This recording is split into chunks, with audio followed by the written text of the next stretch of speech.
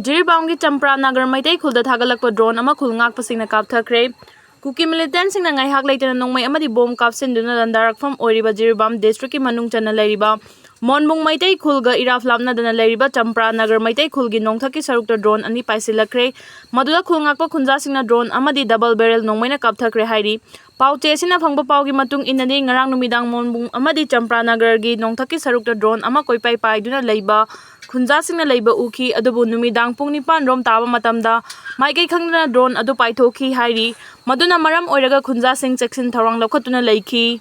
Chairak asida ngarang ayuk pung 3:30 rom taba matamda drone ani Champra Nagar khulgi nongthaki sarukta paisilakhi maduda khulngakpasingna nongmai double barrel sizinaduna drone ama kapthaki aduga drone ama aduna mafam adudagi khulai thuna paithokre hairi Sakhangdaba singna lupa crore ani gi demand ga loina nafakiba mioi tekta kaidana thadorakre Masakhangdaba khulai paiba singna lupa crore ani gi demand da faduna pukiba mioi ama police na khongol liringai tekta kaidana thadorakle hairi Sakhangdaba singna tekta kaidana thadoraklaba mioi adu MD Tasudin Kuntraga Nipan Kawi Irilbung Police Station gi Kairao Major Inkholdagi ni press na phangba paugi matung inadi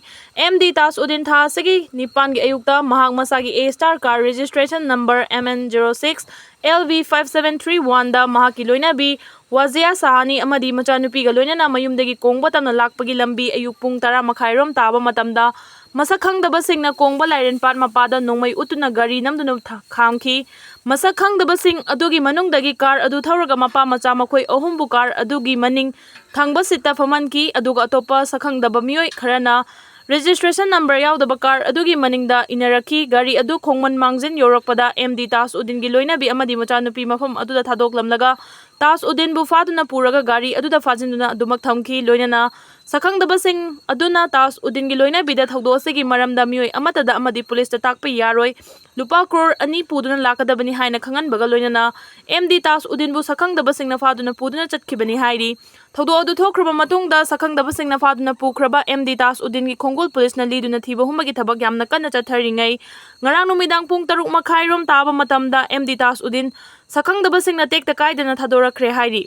Sender amadi Nscn IM anigi marakta makha tana wari sanaba hokre Haukiba tha 10 rom wari sanaba lep luraba matung asi New Delhi da India government amasung Nscn IM anigi marakta official oina makha tana wari sanaba hokre aduma punakalani gi marakta kari hiramda wari sanakhibage haibadi chapchana khangbangamdri agency gi pauna hai Indo-Naga peace talk ta central government gi mihut oiriba AK Mishra na mamang tha September 13 ta Dimapur da Nscn IM gi luchingba singi close door da wari sanakraba matung nakalani gi marakta ngasi ayupung 13 tabada New Delhi ga wari sanakhibani Dimapur gi Hebron camp ta September 13 ta close door da wari sanakhiba aduda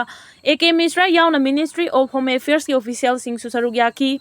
Nscn IM gi maikai da lup asigi chairman Q2 General Secretary Thuingaleng Muiba Vice Chairman Tongmef Wangna Lieutenant General Richard BS Atem Nscn IM gi Army Chief Anthony Simrei